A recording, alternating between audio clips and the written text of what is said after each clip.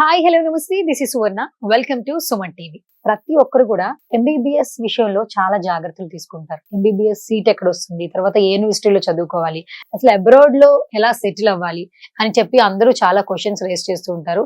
Right no వీటన్నిటి గురించి చాలా చక్కటి సమాధానాలు ఇవ్వడానికి మనతో పాటు స్టూడియోలో ఉన్నారు edu expo 360 founder Sandeep Konedala. So Sandeep garu hi. నమస్తే. బేసిక్ గా ఎంబీబీఎస్ అనేది వేరే స్టేట్స్ లో కంప్లీట్ చేయాలని చాలా మందికి ఉంటుంది. బట్ చాలా మోస్ట్ కన్సల్టెన్సీస్ మనకి మార్కెటింగ్ లో కనిపిస్తూ ఉన్నాయి.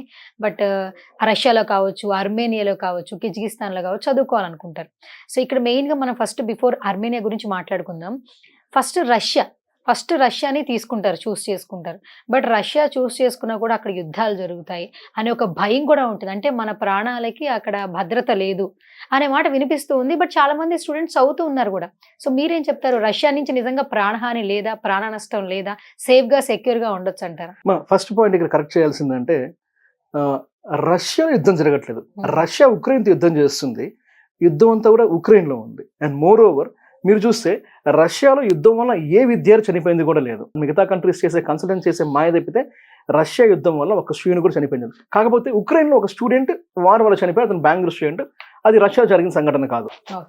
సో ఇప్పుడు అర్మేనియా గురించి మాట్లాడుకుందాం. సో ఇక్కడ ఎడ్యుకేషన్ ఏ విధంగా ఉంటుంది, స్టూడెంట్స్ కి నిజంగా లైఫ్ ఉంటుందా లేదా ఎంబీబీఎస్ సంబంధించి? అర్మేనియా దేశం కూడా రష్యా నుంచి విడిపడ్డ దేశమే. అంటే యుఎస్ఎస్ఆర్ అనే వాళ్ళు 1991-92 ప్రాంతంలో రష్యా నుంచి విడిపోయిన దేశమే అర్మేనియా కూడా. రష్యాలో ఎలాంటి చదువు అయితే ఉంటుందో same kind of pattern Armenia వాళ్ళు ఫాలో అవుతారు. ఇందా మీకు చెప్పాం కదా, గాజర్ ఎగ్జామ్ రాస్తారు, లైసెన్స్ కానీ రిజిస్ట్రేషన్ కానీ తీసుకొస్తారు. ఇది కూడా అదే ప్యాటర్న్ లో ఉంటుందమ్మా.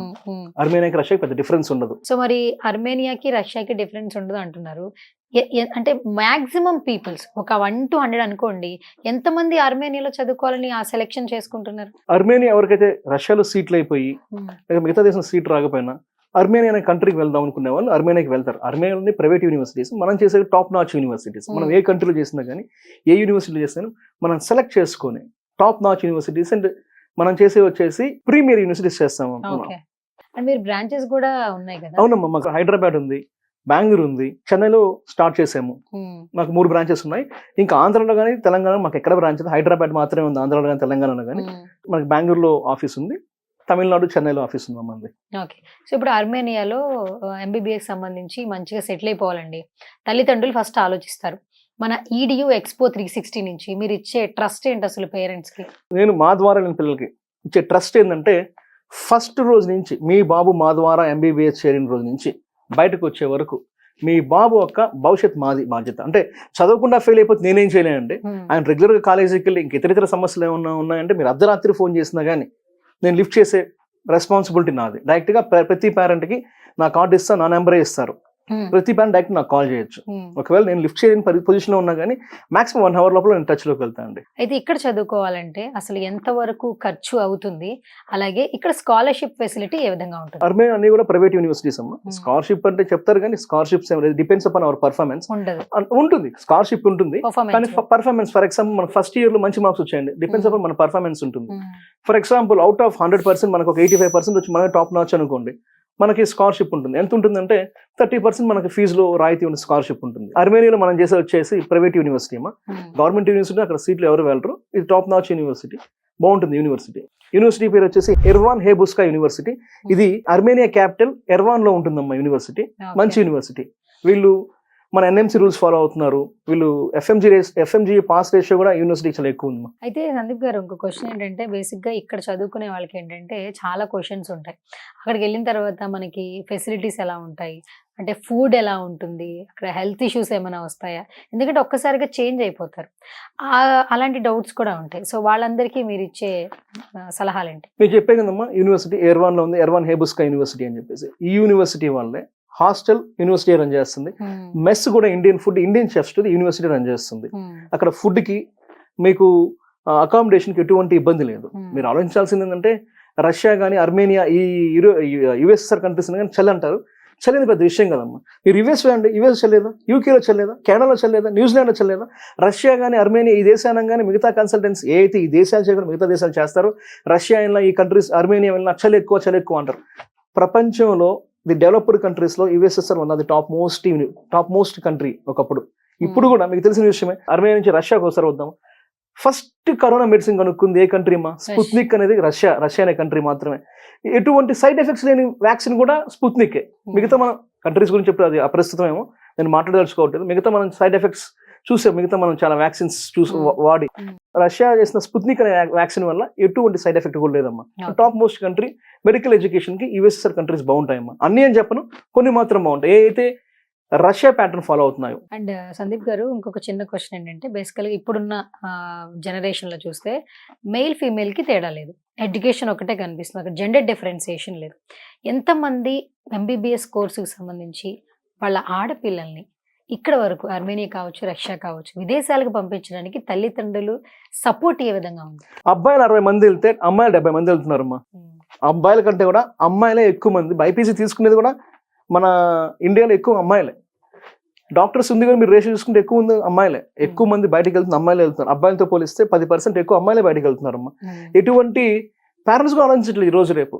ఎవరైనా ఇర్రెస్పెక్టివ్ ఆఫ్ జెండర్, పాప కావచ్చు బాబు కావచ్చు, ఎవరైనా కానీ చదువు ముఖ్యమనే ఉద్దేశంలో భయపడకుండా, అంటే ట్రస్టెడ్ కన్సల్టెంట్ ద్వారా వెళ్తే ఏది ఇబ్బంది ఉండదమ్మా. అండ్ ఇంకొకటి ఏంటంటే, సక్సెస్ రేట్ ఖచ్చితంగా అడుగుతారు సార్. ఈ అర్మేనియాకి సంబంధించి మన కన్సల్టెన్సీ నుంచి మీ సక్సెస్ రేట్ ఎంత అంటే మీరేం చెప్తారు? మా సక్సెస్ రేట్ అర్మేనియా 70% మా. అర్మేనియాలో టీచ్ చేసేది ఎన్ఎంసీ రూట్ ప్రకారం ఇంగ్లీష్ మీడియమే.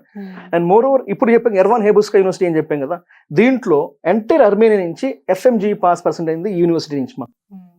సో సక్సెస్ రేట్ చాలా బాగుంటుంది. ఏదైనా ఇప్పుడు మా బాధ్యత ఏంటంటే యూనివర్సిటీ అడ్మిషన్ ఇప్పించి సెక్యూరిటీ అండ్ సేఫ్టీ ఎలా ఉంది ఏంటి, వీళ్ళు రోజు కాలేజీకి వెళ్తున్నారు లేదా, వీళ్ళ సెక్యూరిటీ సేఫ్టీ ఎలా ఉంది ఏంటని చూస్తుంది చెప్తే, వీళ్ళు చదువుతున్నారా, వీళ్ళని చదివించా అనేది మనం బాధ్యత. అంటే ప్రతిదీ మనం చేయలేం కదా. ఇప్పుడు నేను బయటకు వెళ్ళాను, ఒక వే వరకు మీరు క్రియేట్ చేస్తానంటారు, అంతే. పాత్ క్రియేట్ చేస్తాం. వాళ్ళకి 6 years రెస్పాన్సిబుల్ మేము ఉంటాం. కొంతమంది పేరెంట్స్ ఎలా ఉంటారంటే, మా బాబు ఫెయిల్ అయిపోయాయండి మీరు పాస్ చేయించండి అడుగుతారు. అలాంటి మనం అసలు కుదరదు, అది ఎవరు చేయరు, కుదరదు. మన దగ్గరికి అలాంటి పేరెంట్స్ అండ్ స్టూడెంట్స్ ని రావద్దని నిర్మోహమాటంగా సుమన్ టీవీ ద్వారా చెప్తానమ్మా. ఓకే, అయితే ఫైనల్ గా మన సందీప్ గారు, బేసిక్ గా ఏంటంటే స్టడీ అయిపోయింది మీరు అన్నట్టు, ఒక పాత్ అయితే క్రియేట్ చేస్తాం. బట్ నెక్స్ట్ ఎడ్యుకేషన్ అంటే నెక్స్ట్ వచ్చి సెటిల్మెంట్.